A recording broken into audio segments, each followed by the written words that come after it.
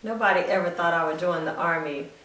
They were like, "You're such a girly girl. How are you going to join the Army?" But I did. Keli joined the Army in 1994. By the time the war started in 2003, I was already promoted to a first lieutenant. I mean, the war started literally when we got off the plane. So when we were flying in, we were under attack. And I remember running to a bunker and trying to get some safety, and when I got there, it was completely filled with people. And they were all staring at me like, "Really? We are not about to move for you." And that was just the beginning. I was pretty much in fear for the rest of the year.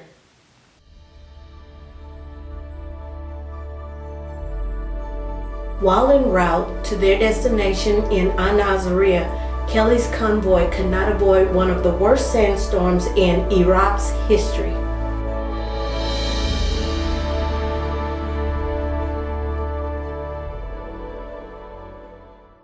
It was like something out of Revelations, a sandstorm of biblical proportions. I had never seen anything like it.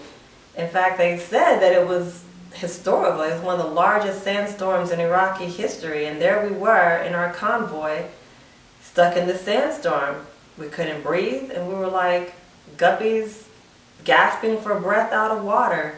And I literally thought I was going to die. I had accepted death and figured this is the way I was going to go out. This is what was going to happen to Keli. And it wasn't going to be ceremonious, and it wasn't going to be under fire, and there weren't going to be any medals, but I had accepted death. And right about the time I accepted my fate, the storm cleared.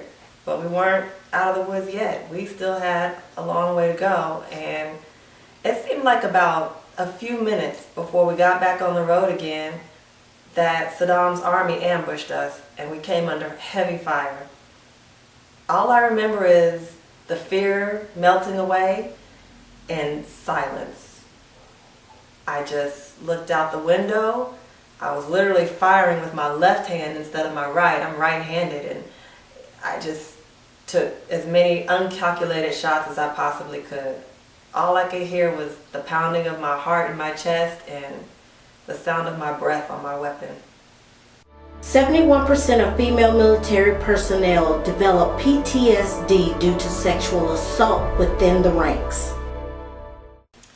It wasn't too long after we reached our camp and we had finally settled in that a senior non-commissioned officer raped me in the tent. And it was the end of my life, as far as I knew it. This was the same person that swore he would protect me while we were out there, and yet he had hurt me. He had hurt me like no one had ever hurt me before.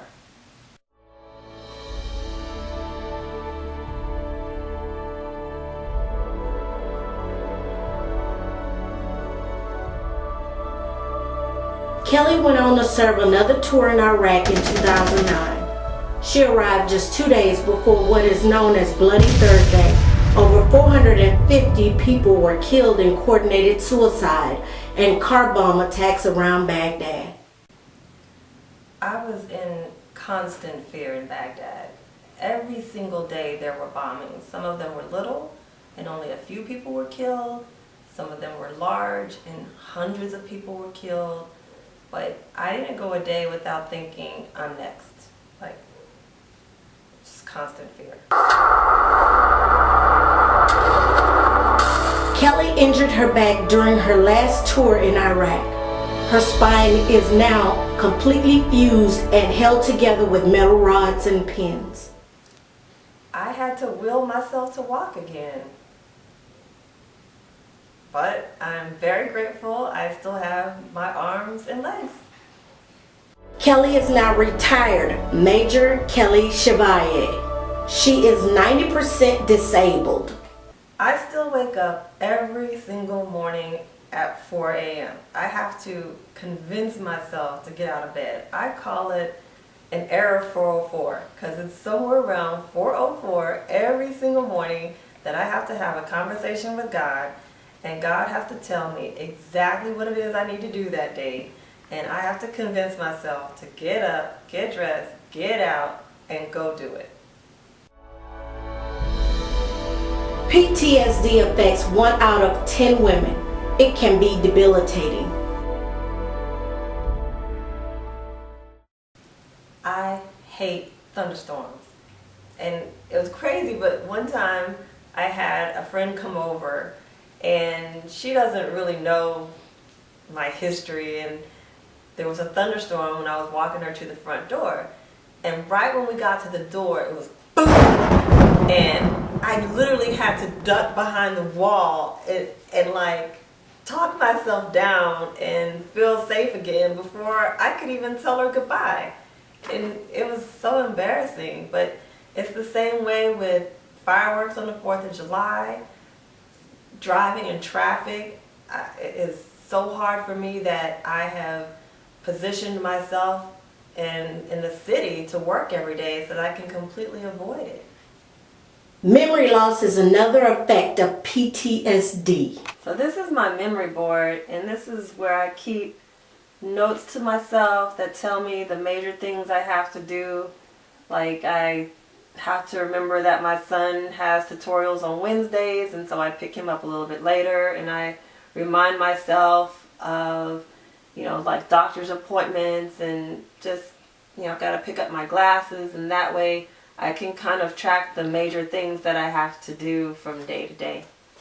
So in the morning when I'm getting dressed, I get dressed in here and I write positive notes to myself, so when I wake up in the morning I see something positive to keep me going. So I write things like, stay in God's will, you will find the hidden treasures of the world, be who God made you, and the world will conspire to make all your dreams come true. So I change these out, but I keep something positive around me so I can keep going through my day. Now Keli is the founder of Trauma to Triumph, a nonprofit that provides counseling, job placement, and transitional housing to female veterans with PTSD. She speaks to groups around the nation about the 3 steps she believes can overcome any fear. Get up, get dressed, get out, and brings awareness to PTSD in women to the public.